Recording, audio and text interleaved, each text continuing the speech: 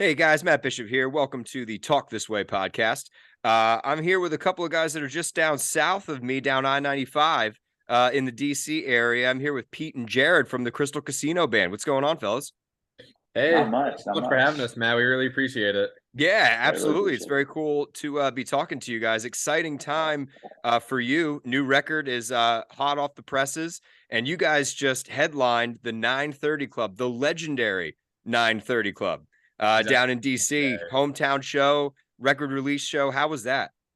It was a blast. Like, oh my God, it's Tuesday. I'm still not over it. It happened on Thursday, the 9th, and it was just so much hard work leading up to it. So like actually really being there, almost selling it out, really just like made it made us feel like all of that work was so worth it. And it was just a great way to celebrate the album's release. It was just so much fun. I mean, when you're almost selling out a venue that sells t-shirts. I mean, I've been in shows in other cities. Somebody walks in and there's, that little digital clock 930 on a t-shirt. You know what it is. Yep. And, hometown, you guys almost sold it out. I mean, that's got to feel just incredible. Yeah, Yeah, absolutely.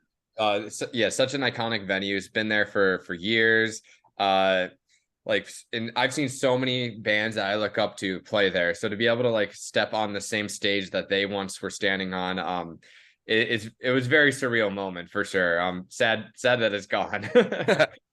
Well, I mean, we're just getting started with this album cycle, so you guys could very well, go back and hey, maybe even sell it out this time. Let's do it. Why not? yeah, let's go for it. So did you guys play the full record? Did we just give, a little taste of it? How was the show? Yeah, so we played the record front to back, and Nice. then we took a little bit of a break, and then we played like all of our like older more the hits, so to speak, afterwards to give people the full experience of the album front to back to experience it as they would just like listening to it like on streaming apps and whatnot. And then we gave them all like the stuff we've like been known for a while now. Yeah, in Very addition to cool. that, we had a lot of guests join us as well.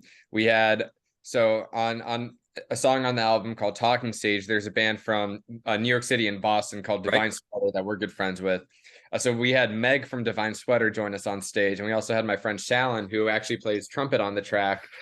He joined us on stage as well. And we also and so that was like our guest for the album part of the set. But for the hits part, we had a singer named Jack Kays join us for a song. And then we also had our former guitarist, Dylan Trupiano, who was there with us last time we played 930 Club when we opened there in 2018.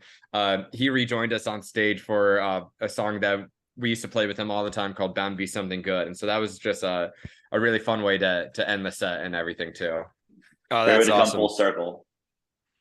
Yeah, and stuff like that. I mean, I've seen it time and time again from the biggest bands in the world, all the way down to my friends' bands. Life changes, things happen, people go in different directions, but it's always cool to see people get back together and, tap into that nostalgia. It's pretty neat. Absolutely, yeah. And he's still one of our best friends. He moved to LA after college, and now he's pursuing a film out there. And so he actually directed one of our music videos for the song "Boys and Girls." So we've been able to keep in touch with him and keep working professionally with him as well. Even after he left the band and everything. So yeah, it was really fun to actually get to experience um the musical side of him on stage and everything. I mean, that's like the definition of full circle. I don't think you'll find it more textbook than that. That's pretty cool. Yeah, Absolutely. that's for sure. So on this record's very unique. I mean, you guys really took turns with everything, playing different instruments. Everybody takes a turn on lead vocals. That's correct, right? That is correct. That is correct. How were the rehearsals leading up to the show, and how did the performance go, with it not being, I don't know, traditional, I guess, I mean, it was kind of like a round robin, I guess, up there. Yeah, we definitely practiced kind of changing around, people moving places, like what the other like people in the band would be doing, like they'd be vamping, doing some like jams in order to like make the space in order for like the people to get in their places and set up their instruments. That was definitely like a big part of getting ready for the show, knowing we have to make these changes and make these changes like as seamlessly as possible. Yeah, for sure. That was it was a little bit of a challenge, but we were able to pull it off. Yeah, again, like figuring out what songs to that other members would start playing instrumentals during in order to make it like a seamless transition and everything. Uh yeah, and we practice like the more for this show than any show that we've ever done before. Like usually we'll maybe do uh like one of the shows that was like a huge deal for us was we played Union Stage back in July of last year, and we maybe practiced like 4 times for it. Whereas like this one we had probably like 15 or so. So we definitely like went a lot harder for this one and everything. And I forgot to also mention, but we had Jay Nehmeyer, who's a producer of the record, sit in with us for the whole album too. So as like an extra as like to help out with extra guitar, synth, auxiliary, like anything else that was needed. So having him there was also able to make those transitions a lot smoother for sure. How do you guys see yourselves bringing this show on the road? Are we going to follow the same formula, kind of like play it all the way through and then some greatest hits, or is it going to be more of a traditional set?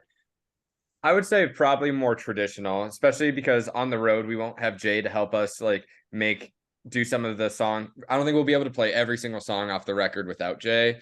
For example, like the ending of Getting Closer, Jay goes behind the drums on that while Joey comes out to sing, and none of us know how to play the drums other than Joey. So we're Yeah, we're working working on that in order to get Joey that. and I have been looking into teaching me a little simple drum beat and have All me right. just sit behind there. We've kind of talked on the side about that, so we'll see if we can put that together and put that in the works. Would definitely be even more interesting because like everyone's playing like a different instrument, and then like no one's ever like stepping behind the kit until like that point in the set aside from Joey. So it'd be kind of interesting to see if we can pull it off. Yeah, that would be wild. I mean, it's just one more unique element that you guys can bring to a show. It's like, well, should we catch this bit? Well, yeah, you should. Why? Because they all do everything. They all take turns. They're jumping around on stage, playing different stuff. Yeah, it's a really unique approach. It's pretty cool branding, if you ask me. But hey, thank you. Thanks. So you guys are obviously from DC, as we mentioned. Record's called Maryland House, named after a rest stop for those that don't know, right on I-95.